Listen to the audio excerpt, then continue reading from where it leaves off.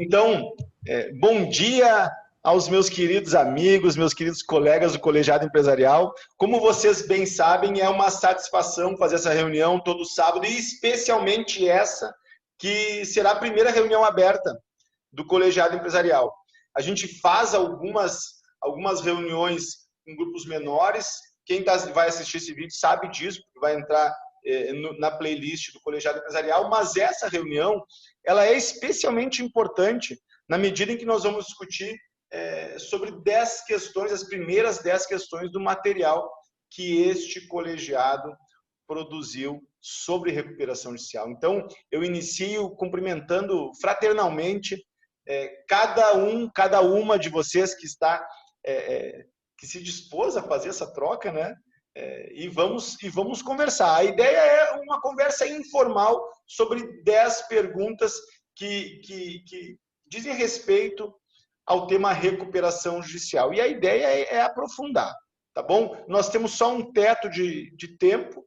Eu vou marcar no relógio aqui 1 hora para a gente não ficar muito mais que isso, até para respeitar a audiência que vai nos privilegiar com a sua atenção, mas sem muito mais conversas iniciais, vamos para os temas. A primeira pergunta que eu faço e fecho o microfone é a seguinte: por que recuperação judicial?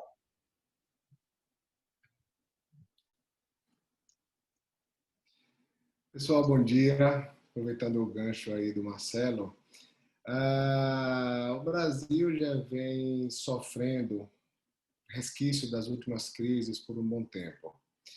Principalmente agora, a pandemia veio e o ano 2020 foi um ano muito atípico e um ano muito difícil para o empresário brasileiro. Já tinha sido difícil nos anos anteriores, acho que desde o ano 2000 o empresário brasileiro ele vem sofrendo a instabilidade do mercado, vem sofrendo influências externas e, por conta disso, vem sofrendo situações que acabam levando a uma iminência de morte, no caso, uma iminência de falência. Então, a recuperação judicial ela tem sido o último suspiro. Eu, uma vez brincando com o Marcelo, eu fiz a analogia de que a recuperação judicial se a gente fizer uma analogia com um paciente ou uma pessoa física, ela é a UTI. É quando a gente reconhece que não temos mais condição de continuar com os mesmos medicamentos, com os mesmos remédios, com os mesmos tratamentos, com os mesmos médicos, e nos entregamos a uma equipe de UTI.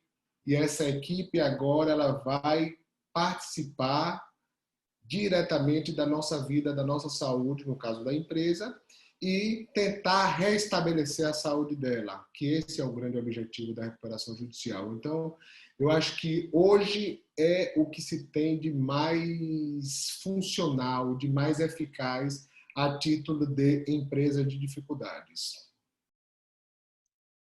Complementando o que o Danilo falou, seria o fôlego, né? Para a empresa ela poder se reestruturar, se reorganizar, para poder elaborar o sorrimento empresarial. É uma empresa que é viável, ela tem que ser viável e ganhar esse tempo para poder respirar, se reorganizar e voltar à atividade econômica. Perfeita análise do Danilo, né? A vida está cada vez mais difícil para o empresário e é evidente que esse ano de 2020 foi o pior de todos. Então, e eu vejo como uma dualidade a recuperação judicial, ao mesmo tempo que ela é o último suspiro, a última alternativa, ela também é a melhor. E vez que outra a gente tem que fazer análise sobre esse ponto de vista. Cara, eu tô na última chance ou eu preciso de um remédio jurídico que é o melhor que está disponível, né? De qualquer forma, né, a recuperação judicial vem muito bem a calhar nesse contexto e com esse principal benefício que o Maricel colocou. Eu acho interessante, Bruno, o que você falou, porque até pegando o gancho dessa pandemia, eu acho que o momento agora é o ideal, né? Porque nós temos aí juízes que estão vendo a crise, estão sensibilizados com a crise, não só os juízes, mas como a Câmara dos Deputados, o nosso Legislativo, tanto que está tendo aí rolando um PL aí acerca da recuperação judicial para modificação da lei. Então, realmente, eu acho que aquele empresário que está passando dificuldade, é interessante ele saber que não é o fim, né? Eu acho que ele buscando profissionais especializados, buscando entender a matéria melhor, desmistificar um pouquinho a recuperação judicial, porque a gente sabe que há muito preconceito com relação a isso. Então, às vezes, o empresário fica com medo de entrar com um pedido de recuperação judicial e aí sai aquele sentimento de fracasso, de derrota. E não é isso, é o risco do negócio, né? Quem é empresário, quem trabalha com empresário como nós, a gente sabe que está sujeito a risco, mas há possibilidade de sorgimento e é isso que a recuperação judicial, por meio da Lei 11.101, vem trazer. E agora, mais do que nunca, eu acho que o empresário ele não tem que ter tanto medo, porque nós estamos num ambiente propício, tendo em vista a crise, os juízes estão sensibilizados com isso, né, que eles sabem que a crise assolou o mundo, aí, essa pandemia. Então, eu acho que realmente é um remédio, porque o empresário ele começa a se ver num gargalo em que ele tem execuções contra ele tem execuções trabalhistas, execuções cíveis, começa a penhora, acaba o capital de giro, e ele começa a se ver sufocado sem ter como fazer. E aí, qual que é a outra alternativa à recuperação judicial? É a falência. E isso, aproveitando o gancho que o Bruno falou, quer dizer, é um dualismo, por quê? Porque para o credor, a recuperação judicial também é boa. Se a gente parar para pensar, aquele credor, se ele for esperar a falência, ou às vezes o credor afobado, o advogado que não sabe trabalhar com isso, vai lá e pede a falência de uma vez, dependendo do crédito desse credor, ele não vai receber nunca. A gente sabe que o processo de falência se arrasta há anos, e aí é difícil conseguir localizar ativos da empresa, enfim, que já está numa situação difícil, e às vezes não resta nada. Então, quer dizer, se a gente parar para pensar nisso, a recuperação judicial, além de ser uma UTI para a empresa, ela é boa para o credor, se ele parar para pensar. Porque é melhor você receber, às vezes, com deságio, receber parcelado, dar uma carência, demorar um pouquinho para receber, mas receber. Então, eu acho que é bem interessante isso. Eu acho que o empresário ele tem que saber que tem solução, tem que procurar profissionais que saibam da matéria, que saibam fazer, porque não é uma aventura jurídica. O Instituto ele é sério, mas ao mesmo tempo, como mesmo o Marcelo sempre fala para nós, ele não é complicado de fazer, ele é trabalhoso, é um procedimento sério, que tem que ser feito por profissionais habilitados, mas eu acho que o ambiente que nós estamos hoje é um ambiente perspicaz para o empresário que está em dificuldades. Eu acho interessante nas suas palavras, Larissa, e do Danilo também, porque eu acho que muitas das vezes não precisa nem deixar o paciente chegar na UTI, né? Eu iria mais além, né? Eu acho que seria esperar demais, e esse esperar demais também pode comprometer a atividade produtiva da empresa ou do agente econômico, né? E a pandemia ainda não acabou. Eu acredito que muitos efeitos dessa pandemia ainda estão por vir. Vai ter aí 2021, que vai ser também um ano muito difícil para o empresariado, né? 2022, a gente não sabe quando que a economia vai realmente conseguir retomar, né, sua produção normal, e a recuperação está aí à disposição. Eu acho que tanto que não se precisa esperar chegar 2021, 2022 para você ter o panorama daquilo que você pode fazer hoje. Eu acho importante isso também, né? Essa visão do empresariado com relação às adversidades que poderá enfrentar daqui para frente. Perfeito. A gente abriu o leque. Eu estou lendo a segunda questão aqui e me parece adequado juntar em uma linha de raciocínio a primeira e a segunda. E explico. Se os colegas estão com o material aberto, aí a segunda pergunta é a seguinte: o que é recuperação judicial? Então, se a primeira pergunta aponta a dúvida do por que fazer recuperação judicial, eu acho que é quase uma extensão dessa primeira, uma definição que é a recuperação judicial. E aí eu abro a pergunta, fiquem à vontade para explorá-la. Eu vou fazer só um início de resposta aqui, que eu queria encaixar na primeira, mas aqui é mais interessante. Quando a gente se defronta com um casal que pretende se separar, a gente vai no Código Civil e encontra a resposta. A resposta jurídica é divórcio. Todo mundo sabe disso. Se a gente recebe um cliente, esse cliente sofreu um dano na sua honra, a gente vai promover na esfera civil uma ação indenizatória. Nós estamos no capítulo da responsabilidade civil. Segundo semestre de direito, o acadêmico sabe disso. Quando o agente econômico está em crise, qual é a resposta jurídica para isso? A resposta jurídica, vocês bem sabem, é a recuperação judicial. E eu vou fechar o microfone porque tem uma carreata aqui ao lado, né? Bom dia, colegas. E é interessante a gente entender que a recuperação judicial ele é um meio muito positivo. Respondendo à segunda pergunta, a recuperação judicial é um instrumento jurídico que propicia uma situação de superação mesmo do período de crise da empresa, abrindo o leque para negociação, para repactuação do passivo que a empresa pode ter, né? Organizando ali a manutenção da fonte produtiva, da fonte geradora de tributos e de empregos. E a gente tem que entender também, pegando um pouquinho o que foi falado na primeira pergunta, que a recuperação judicial é um procedimento tão importante e tão interessante que ele é tão hábil para o segmento da empresa, tanto em períodos normais da economia do país, quanto em um momento excepcional quanto esse que nós estamos vivendo. Se a gente imaginar que uma empresa ela tem a sua cadeia de fornecedores, ela tem a sua cadeia de consumidores, e ao mesmo tempo ela ainda tem a sua geração de empregos, a sua geração de tributos e de renda na economia de um determinado local, de um determinado estado ou país, a gente entende que o processo de recuperação ele é muito positivo, porque se a empresa tiver uma situação parlamentar e não conseguir socorrer a tempo, vai gerar uma reação em cadeia em todos os aspectos da economia. Porque você vai prejudicar o fornecedor, que depende daquela empresa, você vai prejudicar o empregado, vai perder a sua fonte de renda, prejudica a economia de toda uma região. Então, o sistema de recuperação ele é muito importante, porque ele abre a possibilidade para a empresa, em situação de crise, para renegociar as dívidas, refazer o passivo, se reestruturar internamente, até mesmo para que ela consiga, a partir dali, implantar, se possível, uma modernização da sua gestão, uma evolução da sua forma de atuação, como nós estamos vendo em alguns casos aí, né?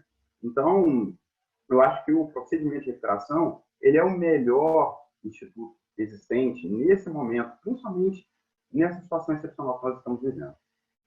Deixa eu só encerrar a minha resposta ali, Francisco, excelente. Eu concordo integralmente com suas palavras. Agora passou a sua carreata aqui do político que não vai ter meu voto, mas aí é outra conversa. Assim, ó, se a gente pensar em responsabilidade civil, como eu referi, se a gente pensar a separação de um casal e o divórcio, o direito oferece uma resposta certa. Por isso que eu estou trazendo a reflexão para uma análise científica. O direito é uma ciência social aplicada e, diante dos problemas da vida, o direito oferece respostas. Foi para isso que foi criada a Lei 11.101. Ponto. Não tem discussão sobre isso. Portanto, o que alguns colegas inventam são revisionais fajutas. Perdoe a expressão, né? Nós estamos em um espaço que a gente pretende ter alto nível de reflexões, mas é verdade. Então, exceções de pré-executividade que não vão dar conta do problema essencial que o agente econômico enfrenta. E por que não vão dar conta? Porque a solução que o direito oferece para o problema da crise do empresário e que a jurisprudência estendeu o conceito de empresário, tornou mais elástico, e a gente hoje utiliza o agente econômico, visto que o produtor rural e associações também podem se socorrer nesse instituto, a resposta que o direito oferece é a recuperação judicial. E não tem segunda resposta.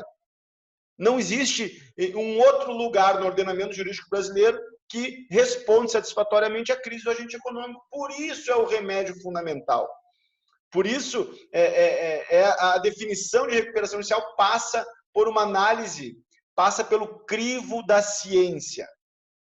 A gente imerge tanto no direito que a gente esquece que nós estamos falando de uma ciência, né? E uma ciência trata de metodologia, trata de análise de padrões de regularidade, trata de respostas mais satisfatórias. E eu gostaria de chamar a atenção para o ponto de que nós não temos outra alternativa jurídica. O que a gente tem são algumas invenções que em regra não dão certo e em não poucos momentos aumentam o passivo do agente econômico. Isso é fundamental, Marcelo, porque inclusive foi debate de uma reunião nossa com o Maricel, doutor Maricel, de que nem mesmo o Código Civil é capaz de superar o microsistema de solvência, né, previsto na Lei 11.101. Justamente pelo leque de opções que a recuperação judicial pode proporcionar ao agente econômico, as vantagens, os descontos, as carências, o prolongamento das dívidas.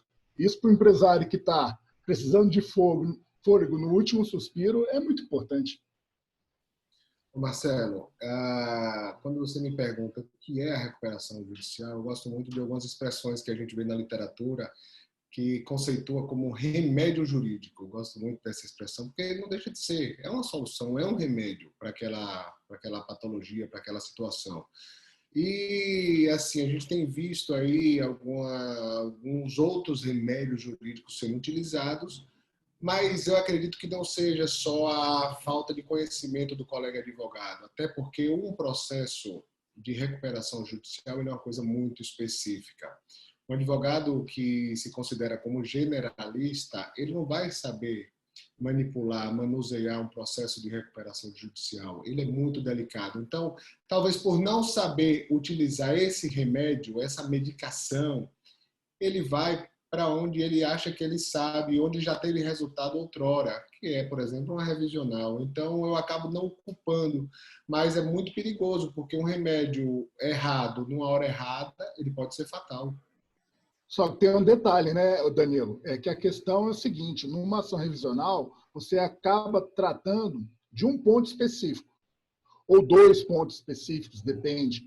A recuperação judicial, não. A recuperação judicial tem possibilidade, né, de suspender todas as ações de execução, tá? De você poder tratar a parte fiscal, a parte trabalhista, a parte bancária, né, a parte da alienação fiduciária de seus bens. Então, é um sistema muito mais amplo, né, que não há outro comparável ao nosso ordenamento jurídico. Por isso que é interessante que o agente econômico conheça, saiba, nós temos que desmistificar o Instituto de Recuperação Judicial, certo? Porque só ele é capaz de fornecer todos os elementos possíveis para um soerguimento da empresa. Aproveitando só o gancho que o Marcelo colocou também, me chamou a atenção uma passagem da Lei 11.101, que é o artigo 51, que ele diz o seguinte, né, como o direito é uma ciência social aplicada, a recuperação judicial, ela não é um favor que o judiciário está dando, ele é um direito ao empresário. Tanto é que não é uma faculdade do juiz vai dar ou não, vai conceder ou não a recuperação judicial. O artigo 51, ele é bem claro que, estando presentes os requisitos, o juiz deferirá. Ou seja, não é um favor que o empresário está pedindo para o Poder Judiciário, é um direito que ele tem de soerguer com os meios que a lei proporciona. Ou seja, com o stay period, que é o prazo que ele tem de 180 dias, que a gente sabe que na prática aí vai quase 1 ano que ele tem de suspensão de todas as execuções, né? É a possibilidade de negociação com os credores, cria-se um ambiente propício para que sejam feitas as negociações com deságio, com desconto, seja deságio direto, indireto. Então, como o Kleber acabou de falar, é uma desmistificação e também uma orientação para o empresário. Ele não está pedindo um favor para o Poder Judiciário, ele está requerendo um direito e ao juiz não é uma faculdade de dar, de conceder ou não. Está na lei, estando presentes os requisitos. E aí a importância de um advogado saber lidar com a matéria para que seja feita uma petição inicial, que a gente sabe que é totalmente diferente das petições iniciais tradicionais, enfim, de uma revisional, como vocês bem citaram. Enfim, fazer um trabalho bem elaborado para que o juiz defira, porque não é uma faculdade, é um direito do empresário. E até pegando essa ideia da Larissa, a recuperação judicial tem uma legislação própria, específica, né? E não tem réu. O juiz, ele simplesmente avalia o artigo 51, como a Larissa colocou, e se tiver dentro da legalidade, ele vai deferir. E não é o juiz que faz a análise do plano, e sim os credores. Então, são várias situações que o advogado ele tem que ser especialista, não adianta ele ser o generalista. Eu recebo muitos contatos de advogados trabalhistas que querem habilitar o seu crédito numa recuperação judicial e eles não entendem, eles não conseguem em função dessa especificidade. Então, a gente sabe que tem a habilitação tanto na esfera extrajudicial, direto com o administrador judicial, a gente sabe que tem a oportunidade de habilitar no processo. Então, são essas nuances que é interessante mesmo a recuperação judicial. Sem dúvida.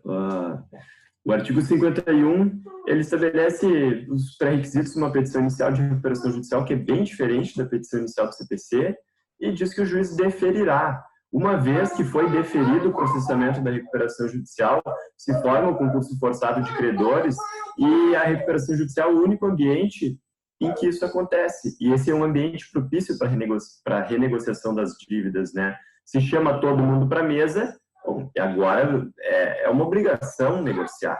Quem não negociar acaba saindo fora do jogo pela série de requisitos da lei para aprovação do plano, e daí a gente já vai mais adiante, mas quem for duro, assim, quem não for flexível, pode perder a chance de batalhar pelo seu crédito ou por uma melhora da situação e fica fora do jogo. Porque a recuperação judicial é isso, ela forma o concurso forçado de credores. E a resposta objetiva para a pergunta, o que é recuperação judicial? Cara, eu não julgo, eu não acho que esteja em melhor lugar que não no artigo 47 da Lei 11.101, né? Poderia ler aqui, mas uma vez que está referido, acho que vale, quem quiser pode ler ele, ler e reler e decorar esse artigo. E como bem disse a Larissa, não vai adiantar para qualquer advogado saber esse artigo, né? E daí agora são palavras minhas, porque a recuperação judicial precisa de um especialista. O Danilo Sampaio também colocou isso, né? Cara, generalista não faz recuperação judicial. Pode fazer uma revisional, como o Marcelo estava falando, mas isso aí, com todo respeito, nem se compara, né? E na maioria das vezes não adianta nada e muitas vezes só prejudica o cliente. Então, eu acho que a recuperação judicial é a melhor solução. Não, inclusive, Bruno, outra questão também, porque são tantas questões que a gente não pode deixar de falar, que às vezes vem à nossa cabeça e tudo, porque para o agente econômico que tá nos assistindo, é importante ele saber que há uma espécie de formação de um juiz universal, né? Ao invés dele litigar em diferentes comarcas, em diferentes varas, em vários processos, você consegue reuni-los em um só juízo, que é o juízo da recuperação judicial, né? Poder marcar uma assembleia, uma discussão de um plano de pagamento, tá? Com todos os credores ao mesmo tempo, em grau de igualdade, e poder deliberar sobre aquilo que vai pagar no futuro, né? Então, ele consegue resumir em uma recuperação judicial, às vezes 10, 20, 30 ações em diferentes justiças especializadas, né? Seja a justiça fiscal, justiça trabalhista, justiça civil, e ele consegue reunir, né? A recuperação judicial tem esse poder de aglutinar essas discussões jurídicas e você poder fazer um plano único de pagamento, né? Então, isso auxilia muito na gestão da empresa e no seu erguimento daqui para frente. Deixa eu prosseguir aqui. Olha só, vocês vão perceber, sabem, porque a gente construiu esse material junto, que as perguntas elas têm uma lógica, né? Então, de algum modo, elas estão muito próximas. Eu queria pedir que a Poliane, o Abimael e o Danilo Nascimento respondam essa próxima questão. Tá? Por quê? Porque eu acho que todos nós temos que explorar aí essa ideia, né, que nós tivemos coletivamente de aparecer e discutir mesmo, assim. Então, a terceira questão, fiquem à vontade aí, quem quiser responder, dentre vocês três, ou se outros colegas fiquem à vontade também, vocês entendem o espírito dessa minha provocação fraterna. Quais os benefícios da recuperação judicial? Essa é a terceira questão. Todos nós poderíamos ficar horas explorando os benefícios. De algum modo, a gente já indicou os grandes benefícios, mas fiquem à vontade, porque todas as vozes que estão nessa tela devem aparecer, né? E quem está assistindo quer ouvir todas as vozes. Eu não estou pensando em vocês, então, eu estou pensando em quem está nos assistindo, que quer a palavra de vocês também. Olá pessoal, bom dia a todos. Então, eu estava justamente com esse raciocínio, Marcelo, de que nós já estávamos entrando na fala da segunda pergunta, na terceira pergunta, que explora os benefícios. Foi tema de uma conversa nossa há um tempo atrás, porque realmente são muitos fatores que congregam e fazem da recuperação judicial esse remédio jurídico excelente que nós estamos tratando aqui hoje e estamos dedicando muito das nossas vidas profissionais a esse tema. Na nossa conversa, eu descrevi, vou fazer uma abertura aqui para que os colegas tragam mais questões, sobre os 3 principais benefícios que nós mencionamos naquele nosso vídeo anterior da recuperação judicial, que estão lá previstos. Um deles, que a Larissa mencionou, o stay period, que é o período de carência, né? O período onde ficam suspensos todas as execuções da recuperanda. Também o alongamento, a possibilidade de fazer parcelamento dessas dívidas e as negociações que advêm daí. E também o deságio, sendo ele direto ou indireto, mas as possibilidades que a empresa tem de pagar dívidas com valores menores, com descontos consideráveis, né? A gente sabe que os benefícios são extensos. Cada um desses 3 tipos, digamos, modalidades, né, apresentam aí cada um leque de opções que pode ser trabalhado por cada uma das empresas, mas que isso vai ser muito individualizado. Cada processo de recuperação judicial é único porque cada empresa é única e a situação econômica de cada agente econômico, claro, também é único, principalmente nesse período de agravamento dessas crises que nós estamos vivenciando agora. Então, esse é só o pontapé inicial para que a gente passe a discutir e se aprofundar nesses benefícios. Eu acredito que os benefícios eles passam pela questão negocial, principalmente, né? O processo de recuperação judicial consegue trazer todos os credores para a mesma negociação, para a mesma mesa. Então, ali você vai conseguir discutir carência, você vai conseguir discutir alongamento e conseguir também discutir deságio. Na mesa, com todos os processos, com toda a situação da empresa aberta, fica muito mais fácil você conseguir um deságio vantajoso para o segmento da empresa, que é o que interessa realmente para o empresário, ter um fôlego e conseguir parcelar suas dívidas e retornar para o mercado. Ele não quer ser um devedor, né? A gente tem que perder esse estigma que a gente tem de que o mal pagador, o empresário é um mal pagador. Não, é difícil empreender no Brasil. E nós, advogados, especialistas, estamos aqui para auxiliar o empresário nessa caminhada dele. Somos parceiros, verdadeiros amigos e parceiros. Um bom dia a todos. Eu confesso que para mim sempre é uma alegria ouvir o colegiado falar. É por isso que eu fico até quietinho aqui, me alimentando, mas eu sei que a ideia também é contribuir e isso é importante para todos nós aí, né? Com relação aos benefícios aí da recuperação judicial, acredito que o grande benefício aí é a oportunidade de não falir, de não quebrar em definitivo, né? É a oportunidade de você, do empresário, do agente econômico aí, dele poder ter um segmento real, né? Tanto negociando prazos, tanto negociando as formas, né, aí de pagamento, podendo estender isso por alguns anos, inclusive, né, com cada um dos seus credores, como principalmente nessa questão do deságio, né? Acredito que isso é uma coisa bastante interessante e importante, né? Porque você não só ganha um prazo maior para pagar, como vai completamente ao oposto daquilo que normalmente acontece. Toda vez que você estende uma dívida, aumenta juros, aumenta a mora, e na recuperação judicial, não. Você, além de você estender o seu prazo de pagamento, além de você ter um período grande de carência, você diminui as suas dívidas. né, reduzindo, aí trabalhando o deságio com todos os seus credores. Acho que isso é bastante importante destacar. Valeu. Interessantíssimo tudo isso. Abimael, essa impressão que você tem, eu compartilho integralmente. Assim, a vontade que eu tenho é ficar ouvindo e nem abrir o microfone de vez em quando, mas a ideia de provocar também é a gente ir além, né? E aí, eu acho que a terceira questão que foi explorada pelos colegas, ela na verdade, ela paira sobre todo o material, né? Os benefícios centrais. Todas as questões dialogam com os benefícios centrais. E aí, a quarta questão, ela vai no bojo do que o Danilo Nascimento chamou a atenção, da possibilidade negocial aberta pela recuperação judicial. E a pergunta ela é bem objetiva, ela é bem interessante. Vejam só, porque a pergunta é a seguinte, a quarta questão: por que o ambiente da recuperação judicial é favorável à renegociação das dívidas da empresa? Então, por quê? Então, o Danilo chamou a atenção que se cria um ambiente favorável, né, como dado concreto, coberto de razão, a gente sabe disso.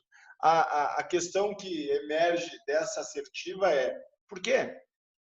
Por que fora da recuperação judicial é mais difícil negociar? Por que dentro da recuperação judicial nos parece mais fácil? E pela experiência que a gente tem, sabe que é 10 vezes mais fácil, é infinitamente mais confortável. Por quê? O motivo de se facilitar uma negociação, uma rediscussão, é simplesmente porque o cara está na beira da morte. Então, o cara que é credor, eu tenho duas opções. Eu gosto muito daquele ditado, né? Mais vale um pássaro na mão do que dois voando. Mas ou eu vou discutir, ou eu não vou ganhar nada. O cara vai falir e eu vou ter muito mais dificuldade para receber. Se é que eu vou receber. Então, o cara está na iminência lá. O cara já está com a situação muito complicada. E aí é decretado, é deferido o pedido de recuperação judicial dele. Eu, como credor, eu vou precisar baixar minha bola, uma expressão que a gente usa aqui no Nordeste, vou precisar baixar minha bola e vou ter que agora tentar conseguir o máximo daquele cliente, daquela situação. Então, acho que por conta disso, é uma situação muito mais favorável para o devedor. Eu acredito, assim como o Danilo colocou, Danilo Fernandes e o Sampaio também, que a mágica desse momento é justamente forçar o concurso de credores. Porque, na medida quando a empresa chega no ponto negocial de colocar as cartas na mesa e apresentar o seu plano, os credores estão ali forçados, de uma certa forma, a aceitar para poder receber, de alguma forma. E o plano de recuperação judicial, ele apresenta a proposta viável da empresa. Porque não basta que a empresa apresente qual é a sua estratégia, qual é o seu plano de recuperação. Ela precisa provar também a sua viabilidade, porque o administrador judicial está ali também para se certificar de que isso vai acontecer, que é uma figura que a gente vai falar logo mais. Mas é o pulo do gato, para mim, nesse ponto do benefício, é o concurso forçado de credores. Porque na medida que todos os credores precisam aprovar o plano, existe uma pressão para que um colabore com o crédito do outro e tudo funcione, o que vai beneficiar a recuperanda, com certeza. Os credores também, claro, mas ali está apresentado um plano onde todos eles precisam aprovar para que ele possa acontecer. Senão, fica a alternativa pior para todo mundo, que é a falência. Eu entendo, assim, por duas vertentes, essa criação do ambiente negocial favorável. Eu entendo que quando você não está na recuperação judicial, quando você não entra com o pedido, e a partir do momento que existem várias execuções, é como se fosse cada um por si ali. Então, cada credor está querendo a sua parte, começa aquela corrida desesperada para ver quem vai conseguir mais bens, quem vai conseguir penhorar o patrimônio da empresa, e é cada um por si. Então, a partir do momento que você tem o pedido de recuperação judicial deferido, os credores eles já ficam com o pé atrás. Então, peraí, então agora não adianta correr, porque vai estar suspenso, todas as execuções já vigentes, então elas vão estar suspensas, eu não vou conseguir atingir o patrimônio da empresa, recuperando. Então, a partir daí, já dar aquele pé no freio do credor. E além disso, igual a doutora Poliani mencionou agora, a partir do momento que a empresa ela se mostra para o credor, ou seja, ela apresenta aquele plano, ela mostra os seus números. Eu acho que esse olho no olho na negociação, e aí por meio dos advogados, muitas vezes sensibiliza os credores. Porque muitas vezes, quando o credor está ajuizando uma execução, ele nem tem contato com a empresa devedora. Então, ele simplesmente parte do pressuposto que a empresa devedora não quer pagar, é um mal pagador. Agora, eu acredito que esse ambiente favorável, ele é criado justamente por isso, porque além de ter a reunião forçada dos credores, existe esse olho no olho entre os advogados, existe, quando você monta uma petição de recuperação judicial, você tem que expor os motivos pelos quais levaram a empresa a chegar àquela situação. Então, eu acho que tudo isso sensibiliza os credores também. Então, e isso auxilia até na tomada de decisões com relação a deságio, com relação ao parcelamento. Então, eu acho que esse ambiente favorável, ele é criado por essas questões que são específicas do procedimento de recuperação judicial. Como os colegas mencionaram, você não consegue ter esse ambiente em outras ações. Então, eu acho que esse ambiente favorável é justamente isso. Além de sensibilizar os credores, né, eles vão ter que dar um pé atrás, porque eles não vão conseguir executar aquela corrida louca de procurar bens da empresa devedora. E, a partir do momento que a empresa devedora ela expõe os motivos, eu acredito que essa sensibilidade auxilia muito na negociação, porque a recuperação judicial nada mais é do que uma negociação coletiva. Exato. E eu acho que... Opa, obrigado, Francisco. Se quiser falar, eu cedo a palavra. Então, eu acho que é importante justamente isso, porque agora eu perdi o fio da meada. Então deixa que eu vou, Kleber, vai pensando aí. Porque eu acho certíssimo isso que a Larissa falou, e fugindo um pouco da resposta, mas que é importante pontuar, tendo em vista essa corrida dos credores que a Larissa colocou, por isso mesmo que há suspensão indireta do crédito tributário, porque senão essa corrida seria injusta. Então, tu para todo mundo, tu segura todo mundo e o fisco avança para cima dos bens da empresa. Não, embora seja um crédito extraconcursal, é praxe em recuperação judicial que haja essa suspensão indireta do crédito tributário. Então, voltando, por que é um ambiente favorável para a recuperação judicial? É justamente isso que todos os colegas falaram, essa formação do concurso forçado de credores, que faz com que se negocie aqueles 3 principais benefícios que foram colocados ali, e eu estou gostando das metáforas com a medicina que o Danilo Sampaio está usando hoje, então vou procurar fazer uma metáfora aqui também, que os 3 benefícios, eles são o veículo, né? O deságio, o alongamento e a carência, eles são o veículo, são o meio para um fim, para o destino, que é a superação da crise econômico-financeira do agente econômico. Então, o ambiente propício é por conta de tudo isso que já foi colocado pelos colegas e eu gostei que essa pergunta veio na sequência da anterior, né, da terceira. Tá uma sequência muito boa aqui. Vai lá, Kleber. Se o Kleber não conseguir, doutor Kleber não conseguir falar. Encontrar aqui. Doutor Kleber, posso seguir? Claro. Eu vou chover um pouquinho no molhado, até mesmo pegando a linha de raciocínio do Dr. Kleber, em uma das respostas que ele mencionou, porque a gente sabe que a recuperação judicial ela cria um ambiente favorável mesmo para a renegociação de dívidas, né, porque você tem a formação do concurso de credores, você tem também a linha de raciocínio para os credores mesmo, que a falência não é interessante para ninguém, principalmente para eles, que têm interesse de terem o crédito adimplido. Mas o que eu acho assim, mais interessante assim, que a recuperação judicial ela traz para a empresa é vamos lá, como eu posso dizer assim, a superação, como a doutora Larissa disse, da corrida louca, né? Porque você vê empresas assim, de médio, grande porte com inúmeras execuções espalhadas no país inteiro. E o jurídico não consegue se manter segurando essa situação por muito tempo, né? Porque vem revisional atrás de revisional, aumentando o passivo da empresa. Então, a partir do momento que você tem a recuperação judicial como forma de ocorrer esse concurso de credores, você diminui o aumento do passivo da empresa, você busca essa renegociação, evita a falência. Então, é um procedimento extremamente positivo para a empresa. No meu ponto de vista, sendo bem pragmático e bem pouco altruísta, bem pouco generoso, se força a negociação em razão da suspensão das execuções, como os colegas já mencionaram. É simplesmente a suspensão das execuções que autoriza se pensar na mesa negocial. Se o credor pudesse prosseguir a execução, ele não vinha para a negociação.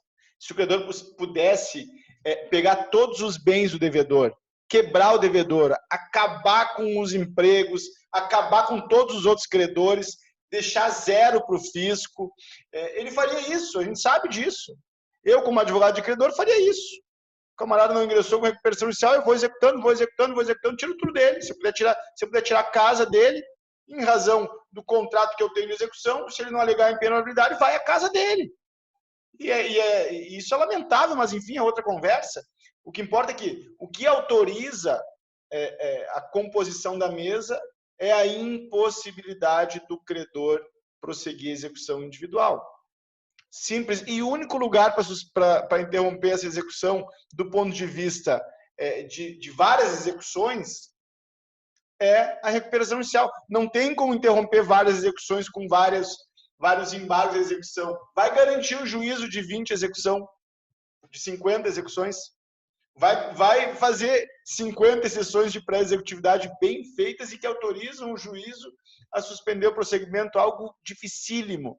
Agora, e aí olha que lógica doida, né, para os advogados. Alguns advogados preferem fazer várias revisionais, várias exceções de pré-executividade, vários embargos, correr para inventar garantia para dar em série de embargos e interromper as execuções, mas eles não se dão conta que uma petição, um feito, que aliás sequer é uma resposta às execuções, é um processo autônomo, né?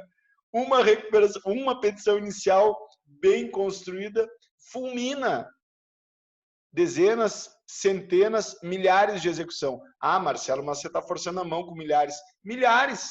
O que a Oi fez? A Oi fulminou a execução lá no interior do Rio Grande do Sul, lá em Santa Rosa, 510 quilômetros de Porto Alegre. Fulminou. Lá no Rio de Janeiro, um juiz deferiu a recuperação judicial, eles pegaram a decisão, enviaram para o Brasil inteiro, seguraram milhares de execuções. Agora vai discutir um a um o que estava acontecendo com a Oi. A Oi estava perdendo todas as ações Brasil afora, suspendeu as execuções todas. Então, de fato, o que força a mesa de negociação não é a generosidade do credor, não é a bondade da comunidade. O que força é o seguinte: meu velho, você tem uma execução aqui, bota ela no bolso. Porque das duas, uma, ou você vai fechar uma negociação comigo, ou você vai entrar no quadro de credores de uma falência e nunca vai receber. Nunca, porque antes de você receber, quem vai receber são os credores extraconcursais. Então, será o administrador judicial, FIFAs, tem que receber mesmo.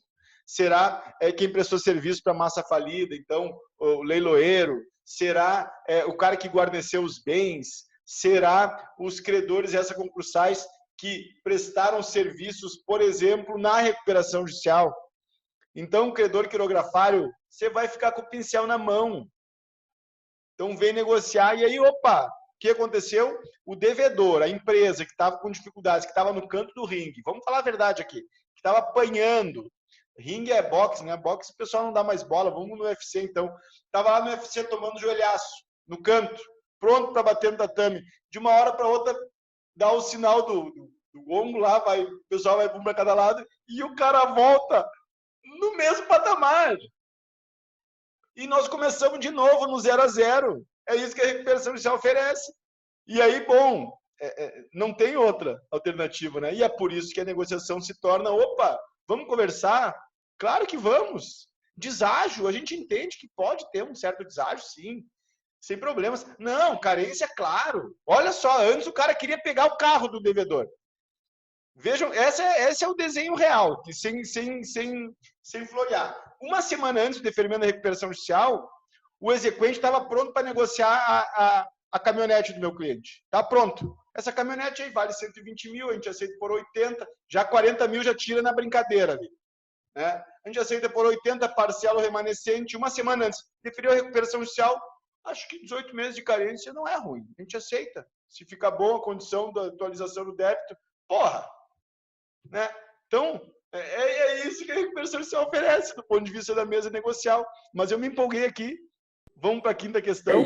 Por isso, Marcelo, um recado aqui antes, né, para o empresário e para o agente econômico. Paguem bem os advogados que vão pedir a recuperação judicial de vocês.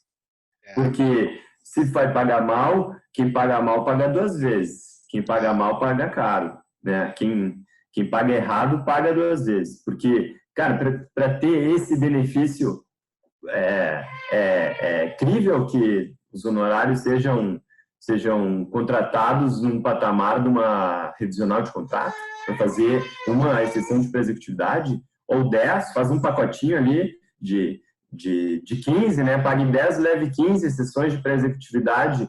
Cara, uma petição, um pedido de recuperação judicial bem instruído, paguem bem, porque isso aí salva a vida da empresa. Bom, é bom que quem está assistindo já sabe que se for contratar o Bruno, vai ter que, né? Não vai poder vir querendo chorar honorários, né? O Bruno já se lançou aí a posição e a gente fica feliz com isso. É isso aí, concordo total. Aqui, perto de Santa Catarina, mas ninguém dessa região assiste as reuniões da internet, né? Tô falando, quem vai se dar bem com isso é o Maricel, do Rio de Janeiro, ali, né? Mas vamos lá, vamos prosseguir aqui, ó. A quinta... Antes de passar para a quinta, você tocou no assunto assim que a gente voltaria para a questão 3, que são os benefícios, né? E um grande benefício que eu tenho visto na prática, porque o simples fato da empresa entrar em recuperação judicial não significa dizer que ela não vai sofrer novos processos, certo? E o que eu tenho visto na prática é que o simples fato da empresa estar em recuperação judicial tem sido suficiente para conseguir os benefícios da justiça gratuita. Então, com isso, ela economiza em custas, ela economiza em honorários sucumbenciais, etc. Isso é outro grande benefício. Você falou da questão da OI aí, e aí me chamou a atenção isso, só para não perder o fio da meada. Obrigado. Excelente, excelente. Aqui, no fundo, o grande benefício é que vira a mesa. De executado passa a recuperanda. Olha que bonita essa frase. Vou anotar isso aqui. Então, de executado em vários processos, o empresário passa a ser uma empresa em recuperação. Então, todas aquelas... Ele nem vai saber mais que ele é executado. Aqueles processos de execução vão estar todos fulminados. E aí, qual que vai sobrar? Um que outro que decorre de contrato de alienação fiduciária, que a gente vai dizer, meu amiguinho, vem conversar aqui também, hein? Porque se você não conversar, você sabe que não vai ficar bem. E aí, o cara que era titular de crédito em contrato, em decorrência de contrato de alienação fiduciária, ele resolve negociar, porque ele não vai ficar fora dessa conversa. E aí ele vai negociar em outros termos. Estou louco para dar exemplo aqui, mas vamos prosseguir. Olha só, a quinta pergunta diz respeito ao desconto. Qual o desconto que a minha empresa pode se beneficiar por meio da recuperação judicial? Qual o desconto que a minha empresa pode se beneficiar por meio da recuperação judicial? Essa pergunta não está tão bonitinha, mas ela está clara.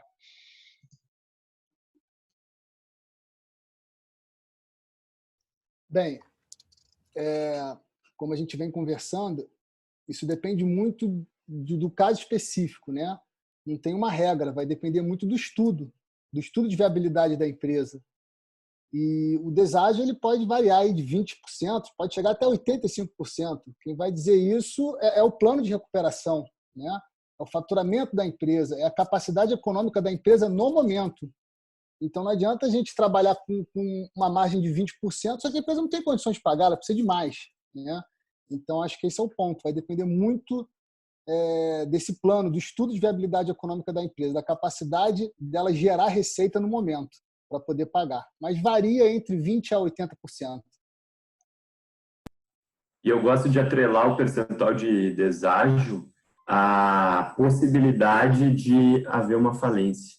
Então, mesmo que a empresa tenha um bom faturamento, mas não tem bens, então, se tira foto, bota um drone, sobrevoa o patrimônio da empresa, né? Se é um galpão, um pátio fábrico lá, tira fotos do maquinário, das coisas que tem, e coloca em uma lógica de números, assim, ó, eu devo tanto, o que eu tenho é isso vale tanto. Se eu falir, isso tudo aqui vai para quem prestou serviços da recuperação judicial, administrador judicial, leiloeiro, talvez sobre um pouco para os trabalhadores, dificilmente vai até o fisco e todo mundo que está depois não recebe. Então, para tu negociar um deságio, às vezes é preciso, né? A empresa não só porque está faturando bem em 1 ou 2 meses, significa que vai faturar bem para o resto dos dias, porque senão não teria se socorrido na recuperação judicial. Então, eu vejo que essa questão pode estar ligada também ao que a empresa tem e o que isso representaria numa eventual falência, porque isso autoriza a botar na mesa deságios mais arrojados e que qualquer credor vai entender. Claro, se não for uma ofensa, sim, né? Não pode soar como ofensa também, porque eventualmente algum credor pode estar assessorado, embora a maioria nem tenha boa assessoria jurídica em recuperações judiciais, mas algum pode estar lá com um advogado que conhece recuperação judicial.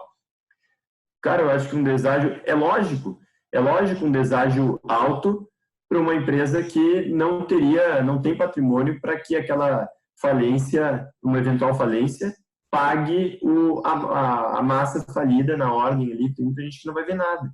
Então, aquela metáfora que o Kleber usou, né? Eu não me lembro exatamente, mas se eu te devo 100, mas é melhor que tu receba 10 do que 0. Melhor 10 na mão do que 100 voando, né? Então, isso nesse exemplo seria um deságio de 90%, mas a lei não diz nada que não pode, não tem limite. Então, o deságio de 99%, na prática eu nunca vi, mas poderia. Então, por isso que quando se fala em deságio de 85% para uma classe ou subclasse, não é nada desarrazoado. Isso até a gente já viu no caso concreto acontecendo.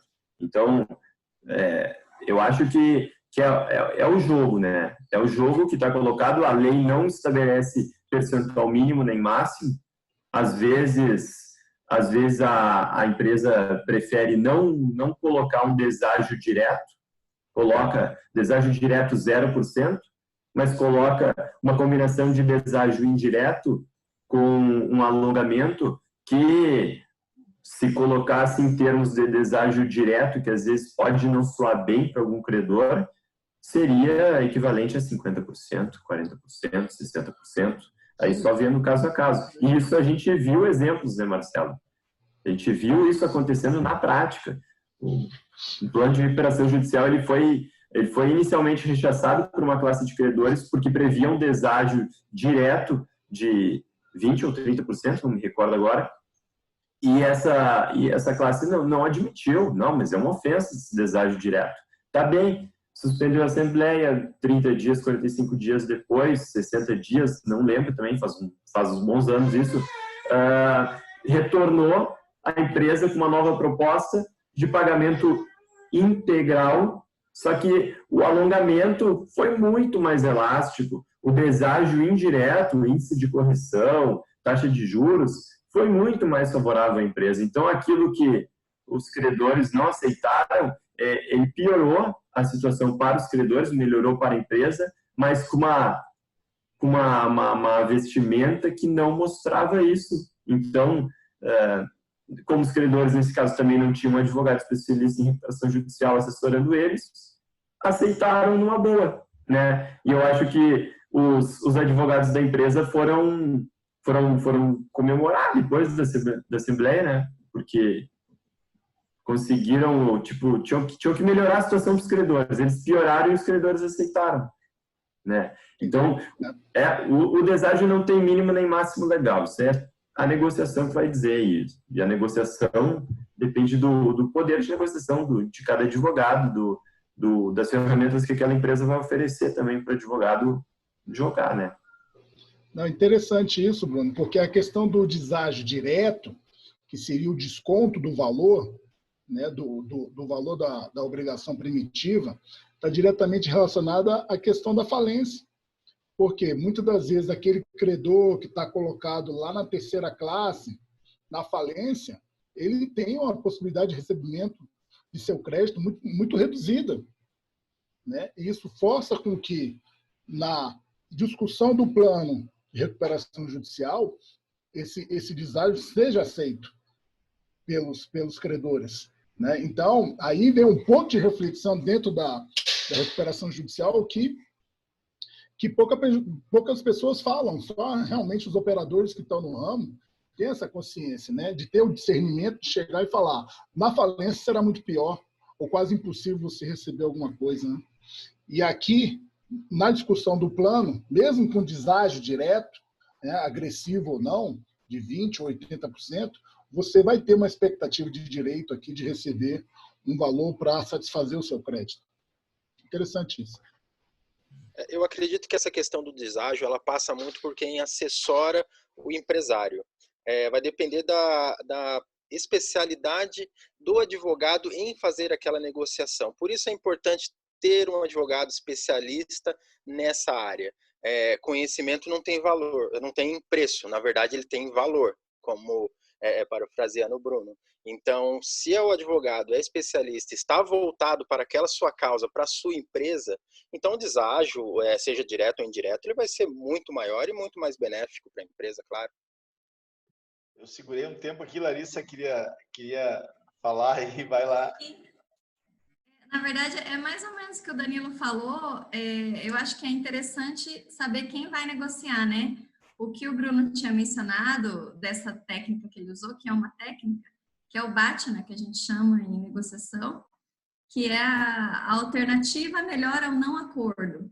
Então, o credor, na verdade, ele começa, depois que é deferido o pedido de recuperação judicial, ele começa a pensar, tá, e agora se eu não fechar o acordo, o que eu vou fazer? Qual que é a minha melhor alternativa ao não acordo? Né? E aí vai da capacidade do advogado da recuperanda de mostrar isso para o advogado credor e falar, bom, a alternativa é ou recebe assim ou não recebe.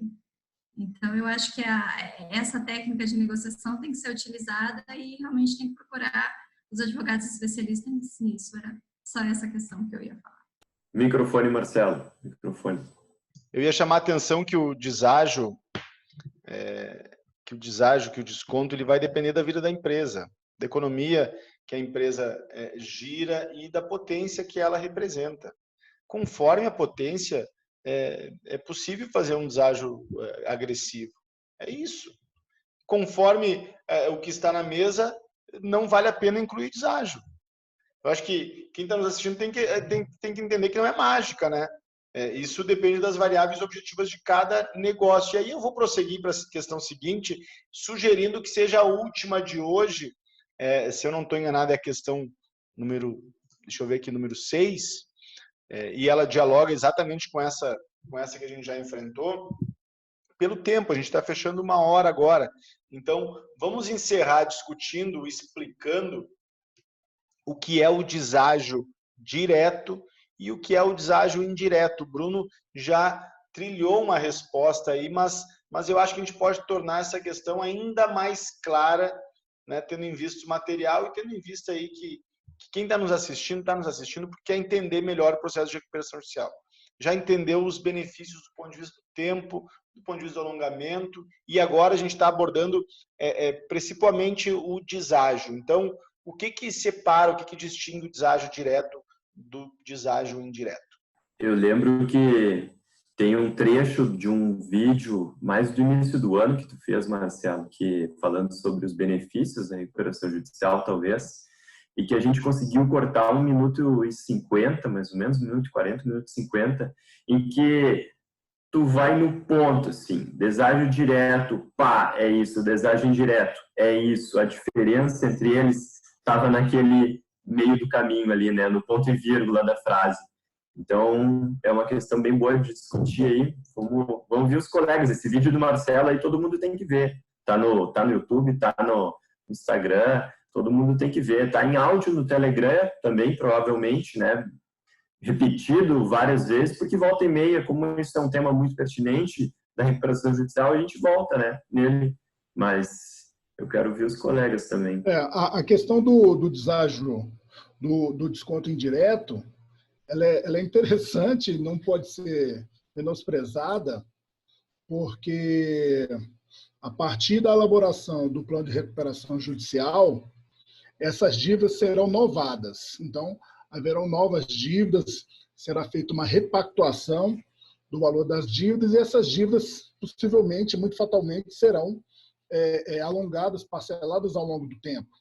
E nós estamos a falar de 1 ano, 2 anos, 10 anos, depende da situação fática da empresa. Então, é justo que o valor dessa obrigação ela seja reajustada de uma determinada forma ao longo do tempo. Tá? Então, muitas das vezes, essa obrigação originária ela foi pactuada mediante determinadas condições, determinados índices de correção monetária, e no plano de recuperação judicial nós temos mais esse benefício. Né? Nós temos o benefício de tentar aplicar um índice mais vantajoso à empresa, um índice possivelmente menor, né? Que possa ser aplicado a essas novas obrigações que serão homologadas, serão firmadas daqui para frente, a partir da aprovação e homologação do plano de recuperação judicial. Então, isso tem, se você falar de dívidas de milhões, a repercussão da aplicação do índice de correção monetária, né, pode ter um valor significativo, né, um patrimônio e dentro daquilo que a empresa vai pagar para os seus credores. Né? Então, é um valor significativo. Se você considerar a projeção do IPCA em relação à TR, em relação à Selic, né, são as várias possibilidades que a empresa recuperanda pode dispor, né, que ela tem que dispor aí no seu leque de opções, isso pode ser muito vantajoso. É mais um benefício indireto que pouca gente fala. É interessante destacar que todos os livros e cursos que nós assistimos, poucas pessoas falam desse assunto, e quem está nos assistindo agora, né, realmente vai ser agraciado com essa nova informação, porque existe mais essa possibilidade de você aplicar um índice menor. Você aplicando um índice menor em 10, 15 anos, isso vai gerar um valor extraordinário. Só mais uma ponderação. O deságio indireto é analisado somente por instituições financeiras. Peguem essa. Olha que interessante. Bancos estão atentos ao deságio indireto, porque eles trabalham o dia inteiro com isso. Os contratos estão bem arranjados com atualizações convenientes aos bancos. Então, o agente financeiro, em regra, ele está a par dessa faculdade oferecida pelo plano de recuperação judicial. Né? Então, ele vai discutir. Agora, os bancos, eles necessariamente não são maioria no quadro de credores. Então, e é possível estabelecer subclasses.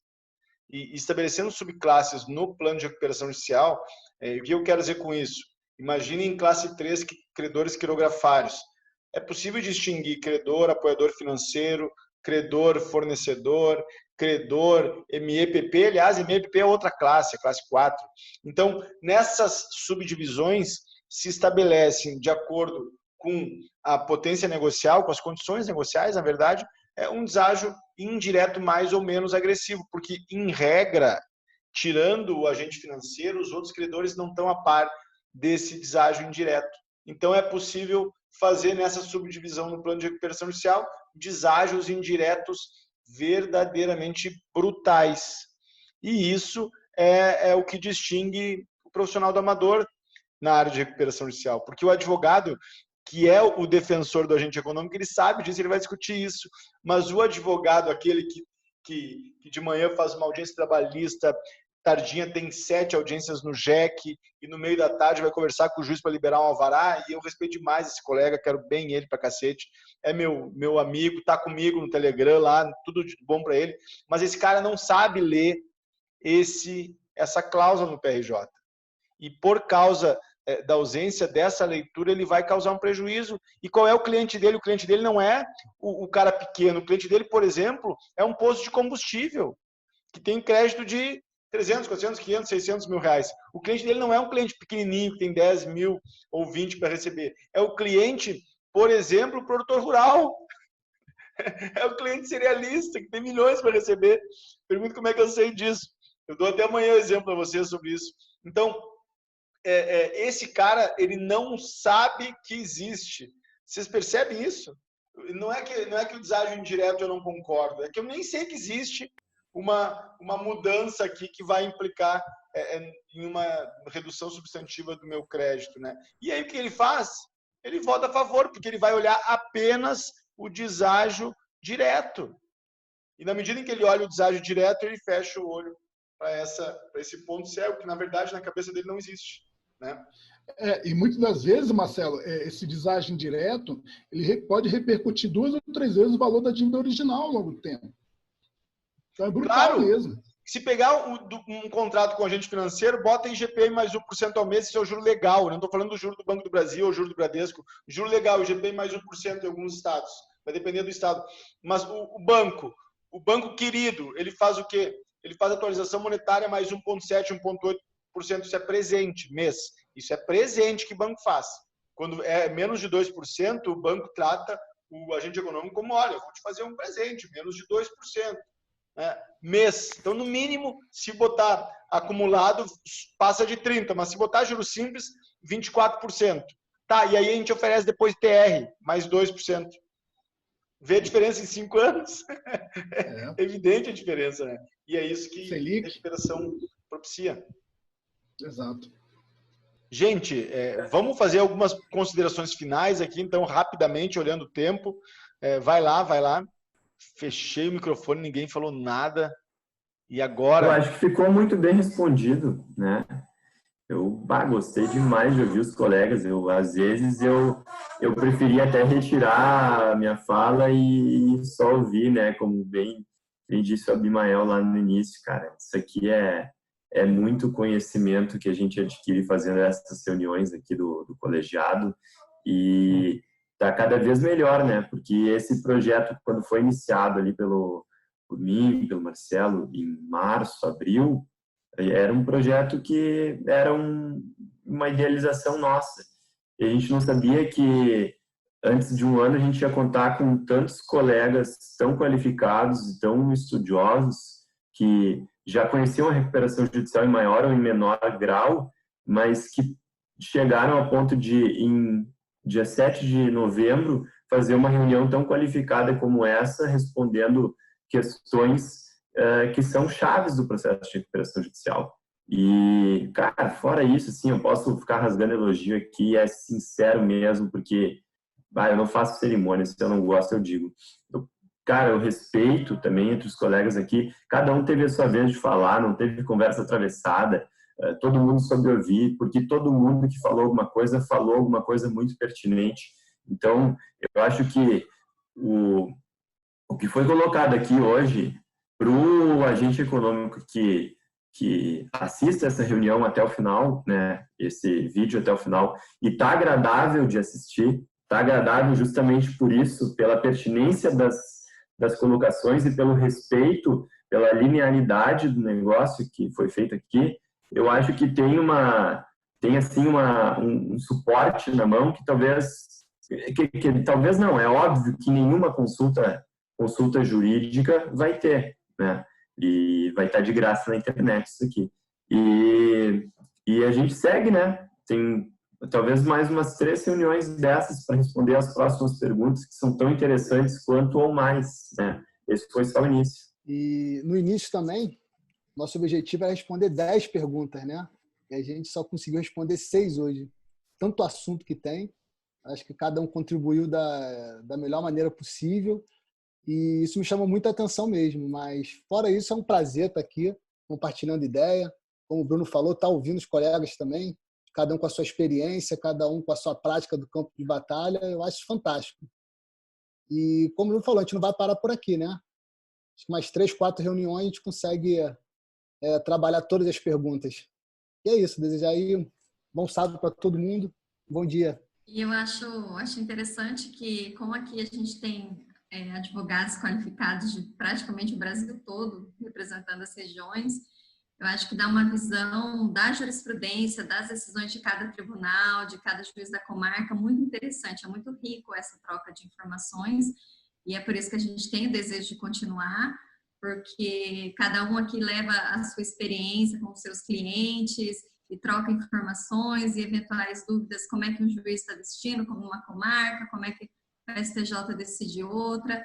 Então, eu acho que essa consulta múltipla que nós temos aqui, conjunta, eu acho que é muito interessante, é uma troca de informações ricas e parabéns para todos nós. Beleza. Vamos encerrar então. Olha só, gente, semana que vem a gente vai prosseguir. Eu gostei demais dessa conversa também, como me parece todos nós tivemos essa sensação, né? Semana que vem vamos prosseguir com a questão, com a 7ª questão e em diante. E aí, eu acho só que é importante esclarecer que tem muitos outros colegas que não participaram deste momento. A maioria do colegiado empresarial não participou, mas os guerreiros, os pioneiros, as pioneiras não se fizeram de rogado e vieram para a mesa, por isso merecem o parabéns de todos nós. Assim, eu não estou dando parabéns para cada um de vocês, assim. Eu acredito que cada um de vocês está dando parabéns para os colegas e ficando feliz consigo mesmo, porque é um desafio interessante. Nós estamos, vejam bem, gente, nós estamos abrindo o jogo de recuperação judicial. Isso não existe. Vocês já pensaram nisso? Pensem com vocês, a gente vai fechar essa gravação depois, mas pensem, qual é o lugar que tem isso?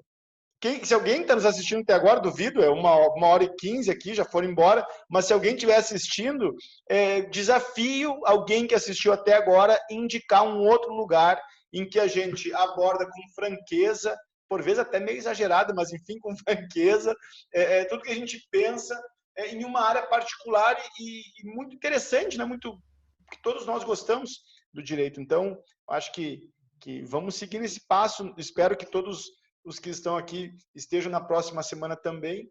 Aí vamos ver se tem mais guerreiro, vamos ver se os outros que não vieram têm faca na bota, como fala aqui no interior do Rio Grande do Sul, para aparecer por aqui e colocar a cara no jogo, né, o rosto à prova. Né?